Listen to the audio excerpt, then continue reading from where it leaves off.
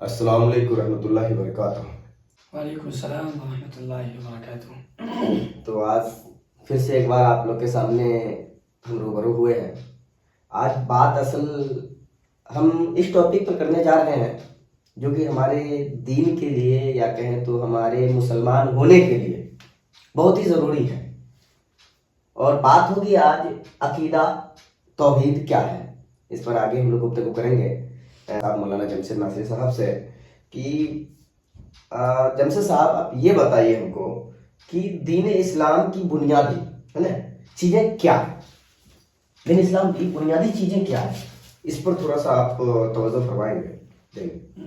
بہت اچھا مسئلہ آپ نے چھیڑا ہے اور خوشی ہوئی جب ہم کسی چیز کے یا کسی مسلک کے پرچارک ہوتے ہیں، کسی چیز کی تبلیغ کرتے ہیں، تو ایسا نہیں ہے کہ وہ چیز ہم بہت جلدی بہت آسانی سے پھیلا سکتے ہیں۔ اچھا، اس کا تصادم ہوتا ہے، ٹکراؤ ہوتا ہے۔ اچھا، ہم توحید کے مبلغ ہیں، توحید کی تبلیغ کرنے والے لوگ ہیں، اچھا، ہمارا ٹکراؤ شرک سے ہے، ہمارا ٹکراؤ کفر سے ہے، جی تو ہمیں اس پر بات کرنی چاہیے۔ جی، اور اللہ کا شکر ہے آپ نے اس بات پوچھا ہے، بڑی اچھی بات ہے۔ دراصل بنیادی چیزیں جو اسلام کی ہیں، 5 وہ چیزیں ہیں، وہ ستون ہیں اچھا، کہ جن پر عمل کر کے انسان ایک بہترین مسلم ہو سکتا ہے، بہترین مومن کہلایا جا سکتا ہے۔ نمبر 1 اعتقادات، عقائد، عقیدے، اور دوسری چیز ہے عبادات۔ عبادات کا نمبر دوسرے نمبر پر آتا ہے۔ اچھا، عبادت جو ہم لوگ ابھی تک سمجھ رہے تھے کہ سب سے بڑی چیز ہے عبادت، جی، لیکن وہ بھی دوسرے نمبر، یہ عقائد کے بعد ہے۔ عقائد کے بعد جب خیالات ہی صحیح نہیں ہوں گے جی جی جی تو ہم عمل کس چیز پر کریں گے؟ جی پہلا جی جی ابھی کے دور میں ہم کو اور سماج کو یا ہمارے جو مسلم برادری کے لوگ ہیں ان کو یہی لگ رہا ہے کہ جو عبادت کر رہا ہے وہ شخص بہت اچھا ہے، عقیدہ سے وہ جیسا ہو، لیکن یہاں پر اسلام کہتا ہے کہ عقیدہ پہلا ہے۔ پہلے میں سمجھتا ہوں کہ جو جس کو لوگ عبادت کہہ رہے ہیں، جی جی، عقائد کی درستگی کے بغیر، اگر عقیدہ ٹھیک نہیں ہے لیکن وہ جو کر رہے ہیں وہ سمجھتے ہیں کہ عبادت ہے، دراصل یہ عبادت ہے ہی نہیں۔ پہلی چیز اعتقادات ہیں، دوسری چیز عبادات، اور تیسری چیز اخلاقیات، لوگوں کے ساتھ کیسے رہنا سہنا ہے، اور چوتھا ہے معاملات، اور 5واں معاشرت، سماج میں کیسے رہنا ہے۔ اچھا، یہ 5 چیزیں ہیں، لیکن ان 5 میں سب سے اہم جو چیز ہے وہ عقائد۔ یہی میرا بھی سوال ہے کہ سب سے اہم کیا ہے؟ سب سے اہم تو پہلے نمبر پہ عقیدہ۔ تو یہ عقیدہ کیا ہے؟ یہ ایک مومن کے اندر کیسے آئے گا اور یہ ہے کیا؟ اس کو بتا دیتا ہوں۔ عقائد، ہم چونکہ مسلمان ہونے کی حیثیت سے جی، ہم عقیدہ توحید کو سب سے پہلے بیان کرنا چاہتے ہیں، اور ضروری ہے کہ اس کو ہم اور آپ سمجھیں۔ جی، عقیدہ توحید کیا ہے نا؟ تو اصل میں توحید کی تعریف امام ابو الفرج عبد الرحمن ابن الجوزی رحمۃ اللہ علیہ، اچھا، انہوں نے اپنی کتاب میں تعریف کی ہے توحید کی، کہ توحید جو ہے اللہ تبارک و تعالیٰ کا ہونا، اچھا، ایک چیز یہ ماننی ہے، اللہ کے ہونے کا ایمان رکھنا، اور اللہ کے ایک ہونے کا ایمان رکھنا۔ اچھا، 2 چیزیں ہیں، اللہ کا ہونا، نمبر 2 اللہ کا ایک ہونا، ایک ہونا، یہ توحید ہے۔ ہاں، اسی کا نام توحید ہے۔ جیسے ہم یہاں پر ایک بات بولنا چاہتے ہیں، جیسے ہمارے غیر مسلم بھائی جو ہے وہ کہتے نہیں ایشور سب کا ایک ہے، لیکن وہ روح بہت سارے دیے ہوئے ہیں، بہت سارے، لیکن یہاں اسلام کہہ رہا ہے کہ اللہ کا ہونا ایک ہے، ہاں، مطلب ایک ہی ہے بس، جی، چاہے اس کا کوئی روپ ہو ہی نہیں سکتا۔ اللہ کا ہونا اور اللہ کا ایک ہونا، یہ 2 چیزیں بہت بنیادی ہیں توحید میں۔ توحید کی جب ہم تعریف کرتے ہیں نا تو اس میں 4 چیز بہت ضروری ہوتی ہے۔ نمبر 1 اللہ کی تعریف، اللہ کیا ہے، اللہ کیا ہے، اور دوسری یہ ہے کہ اللہ کی ذات کو جانیں، اچھا، کہ اللہ کی ذات کیسی ہے، کیا چیزیں اس سے جڑتی ہیں اور کیا نہیں جڑتی ہیں، اور دوسری چیز ہے اللہ کی صفات، یعنی اللہ کیا کر سکتا ہے، کیا کرتا ہے، صفتیں اللہ تبارک و تعالیٰ کی، اور چوتھی چیز ہے اللہ کے نام۔ ان میں جو سب سے پہلی چیز ہے اللہ کی تعریف، اللہ کیا ہے۔ ہم نے جو جن صاحب کا پہلے نام لیا امام ابو الفرج عبد الرحمن ابن الجوزی، وہ اپنی کتاب دفع شبہ تشبیہ میں لکھتے ہیں اللہ تعالی لیس بجسم ولا جوہر، یہ عربی روایت ہے، پوری روایت ہے، انہوں نے تعریف کرتے ہوئے سمجھایا ہے کہ اللہ جسم کا محتاج نہیں، اچھا، اللہ جگہ کا محتاج بھی نہیں ہے، اللہ کو کسی مکان کی اور کسی جگہ کی ضرورت نہیں ہے۔ اللہ تبارک و تعالیٰ کی ذات ایسی جو ہر جگہ ہے، ہر جگہ موجود ہے، ہر جگہ ہے، اس کو کہیں ہونے کے لیے جگہ کی ضرورت نہیں ہے۔ اچھا، اللہ کے لیے جسم کا ثبوت نہیں۔ بالکل، ایسے اس بات کو اس دور میں سمجھنا بہت آسان ہے۔ اچھا، اب آپ ایک موبائل کی روشنی جلائیں، موبائل کی روشنی، ہماری انگلی ہے، اس کا ایک جسم ہے، اس کی لمبائی چوڑائی ہے، موٹائی ہے، اس کو کہیں رکھنے کے لیے اس کے لیے جگہ چاہیے۔ ہم یہاں اس کو رکھتے ہیں تو اس کے لیے اتنی سی جگہ ضروری ہے، بالکل، لیکن روشنی جو جلاتے ہیں، ہم ایک موبائل چلاتے ہیں، یہ روشنی یہاں سے اس دیوار پر جاتی ہے، اس کے بیچ میں روشنی کے لیے کوئی جگہ ضروری نہیں ہے جی، روشنی ایک ایسی چیز ہے جو اپنی جگہ خود ہی بناتی ہے، اس کو جگہ کی ضرورت ہی نہیں ہے۔ تو اللہ تبارک و تعالیٰ کی ذات ایسی ہی ہے، اتنی لطیف ہے کہ اس کو کہیں ہونے کے لیے اس کے لیے جگہ کی ضرورت نہیں۔ اللہ کو جگہ کی ضرورت نہیں، اللہ مکان کا محتاج نہیں، اللہ جسم کا محتاج نہیں۔ اچھا، یہ چیز اللہ کی تعریف۔ بہت مختصر جو ہم بیٹھے ہوئے ہیں، چونکہ بہت زیادہ لمبی بات نہیں کرنا، ورنہ ایک ایسا موضوع ہے کہ جس پر 2 نہیں 3 4 دن گزر جائیں، لیکن یہ موضوع ختم نہیں ہو سکتا ہے۔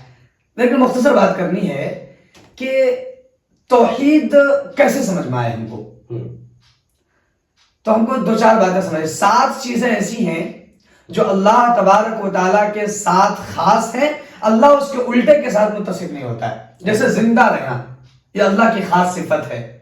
نعوذ باللہ، اللہ مردہ نہیں ہو سکتا۔ قرآن کریم میں اللہ نے فرمایا اللہ لا الہ الا هو الحی القیوم، اللہ زندہ ہے، زندہ، وہ حی ہے، میت نہیں ہو سکتا۔ اچھا، اور اللہ تبارک و تعالیٰ جو ہے عالم ہے، جہالت اللہ کے ساتھ متصف نہیں ہو سکتی۔ جی، اللہ حی ہے، زندہ ہے، عالم ہے، دیکھنے والا ہے، جاننے والا ہے، اور یہ تمام چیزیں اللہ تبارک و تعالیٰ کی صفت۔ بس ہم کو یہ سمجھنا چاہیے کہ اللہ ہے، ایک ہے، جو کرتا ہے وہ کرتا ہے، جو ہوتا ہے اس سے ہوتا ہے، اس کے حکم کے بغیر کچھ نہیں ہوتا۔ فعال لما یرید، وہ جو چاہتا ہے کرتا ہے۔ ایک پتا بہت معمولی سی چیز، آپ کسی چیز کو ہاتھ میں لے، کپڑے کو لٹکائیں، آپ ہاتھ میں لے کر کے اس کو سیدھا کھڑا نہیں کر سکتے، وہ کپڑا فوراً لڑک جائے گا آپ کے ہاتھ سے۔ کوئی بھی چیز کسی چیز کے سہارے کے بغیر کھڑی نہیں ہو سکتی، وہ نیچے آ جائے گی۔ لیکن گرمیوں کے موسم میں آپ کو ایک بات سمجھ میں آئے گی کہ ایک پتا درخت پر یوں ہوتا ہے تو یوں ہی رہتا ہے، اللہ کے حکم کے بغیر وہ ہلتا ہی نہیں ہے۔ اتنی شدت ہو جاتی ہے گرمی کی، لوگ پریشان ہو جاتے ہیں، ٹیمپریچر بڑھ جاتا ہے، لیکن اللہ نہیں چاہتا تو ہوا ہی نہیں چلتی ہے، وہ پتا اپنی جگہ سے نہیں ہلتا۔ وہی پتا توڑ کر کے ہم ہاتھ میں لے لیں تو فوراً لڑک جائے گا، لیکن وہ اس لیے نہیں ہلتا ہے کہ اللہ کا حکم نہیں ہوتا اس کو۔ اللہ کے حکم سے ساری چیزیں ہوتی ہیں۔ دوائیں شفا نہیں دیتی، شفا اللہ کا حکم دیتا ہے۔ دواؤں کو اللہ حکم دیتا ہے کہ تم شفا کرو، تب جا کر کے آدمی ٹھیک ہوتا ہے۔ حضرت موسیٰ علیہ السلام کا واقعہ بہت مشہور ہے۔ ایک موقع پر حضرت موسیٰ کے پیٹ میں بہت تیز درد ہوا۔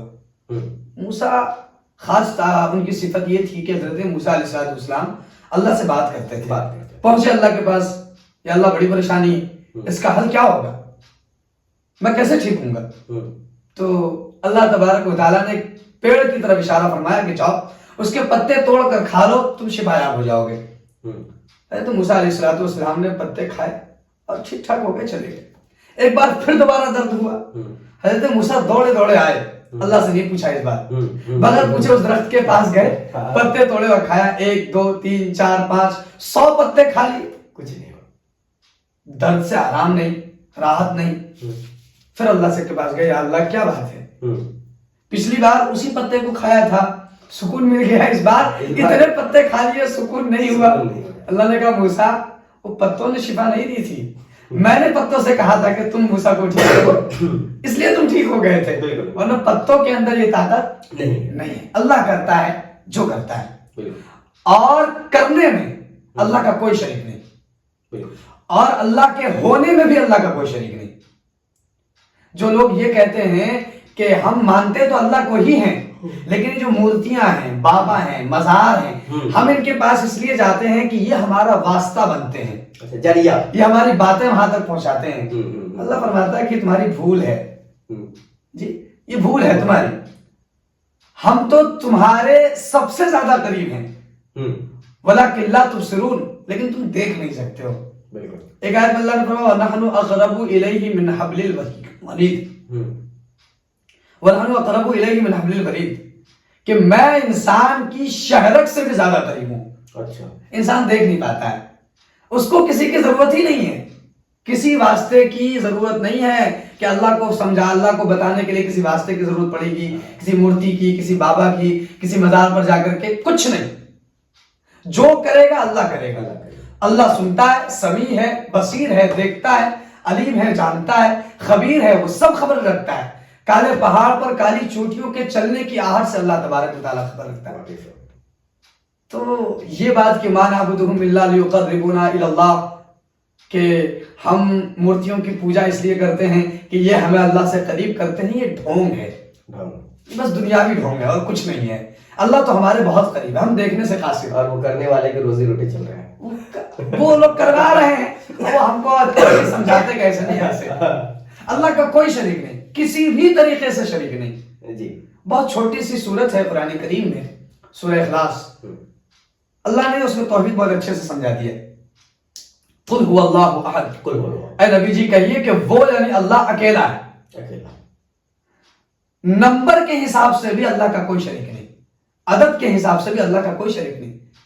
یعنی ایسا بھی نہیں ہے کہ خدا دو ہیں چاہے کام ایک ہی کرتا ہو، ایسا بھی نہیں. احد کا معنی آتے ہیں ایسا ایک جس کا دوسرا نہیں.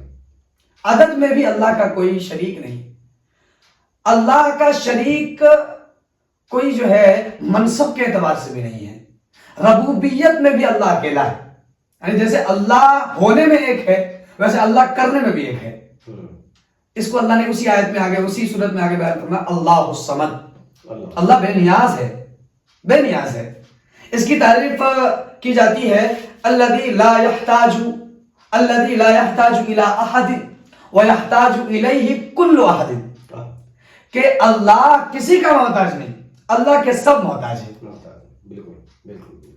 تو منصب میں بھی، کام کرنے میں بھی اللہ کا کوئی شریک نہیں. اب کوئی سمجھے کہ نسب میں اللہ کا کوئی شریک ہو، اللہ نے کہا نہیں، نسب میں بھی کوئی شریک نہیں. لم یلد، اللہ نے کسی کو پیدا نہیں کیا، یعنی کسی کا باپ نہیں اللہ. ولم یولد، اور کسی سے پیدا بھی نہیں ہوا، یعنی اللہ کسی کا بیٹا بھی نہیں. اللہ ازل سے ہے، شروع سے ہے اور آخر تک رہے گا. ابد، پہلے سے ہے اور ہمیشہ ہمیشہ رہے گا. وہ اول ہے وہی آخر ہے، اس سے پہلے نہ کوئی نہ اس کے بعد کوئی ہے.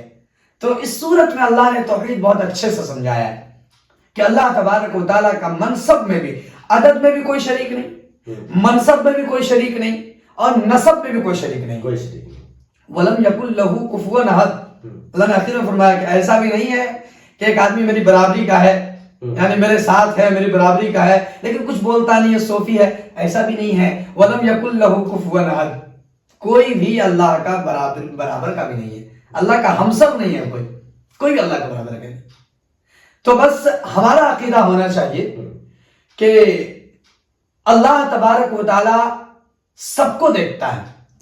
وَهُوَ يُدْرِكُ الْأَبْصَارَ، وہ تمام نگاہوں کو دیکھنے والا ہے. لا تُدْرِكُ الْأَبْصَارَ، لیکن آنکھیں اس کو نہیں دیکھ سکتے، ہم اس کو نہیں دیکھ سکتے لیکن وہ ہم کو دیکھتا ہے.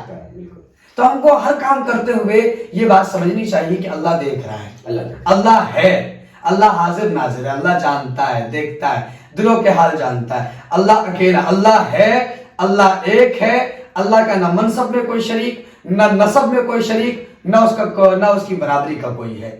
اس کا نام توحید ہے، اس کا نام توحید ہے. جب یہ ہم سمجھ جائیں گے کہ جو ہوتا ہے اللہ سے ہوتا ہے، جو کرتا ہے اللہ کرتا ہے، نہیں کرتا اللہ نہیں کرتا، نہیں ہوتا اللہ سے نہیں ہوتا ہے، یعنی اللہ کا حکم نہیں ہوگا تو نہیں ہوگا. یہ عقیدہ توحید ہے، اسی کو سمجھنے کی ضرورت ہے. یہ ہم سمجھ جائیں گے تو انشاءاللہ پھر اعمال کرنا آسان ہو جائے گا، ہے نا انشاءاللہ. اللہ تبارک و تعالی ہمیں اور سب کو عقیدہ توحید سمجھائے. یہ بہت طویل مضمون ہے، بہت طویل ہے، لیکن بہت مختصر کر کے میں بات کرنے کی کوشش کی. اور انشاءاللہ پھر کبھی موقع سے نیکسٹ ٹائم اس کو جی انشاءاللہ गुफ्तगू किया जाएगा इस पर, और भी बहुत सारे बातें हम लोग को करनी भी है। जी, जी, इंशाल्लाह। वक्त का थोड़ा तकाजा है, जी, जी। तो इंशाल्लाह नेक्स्ट वीडियो में हम लोग फिर करेंगे। वही इंशाल्लाह। वही एक रिक्वेस्ट है आप लोग से कि वीडियो को शेयर कर दीजिए।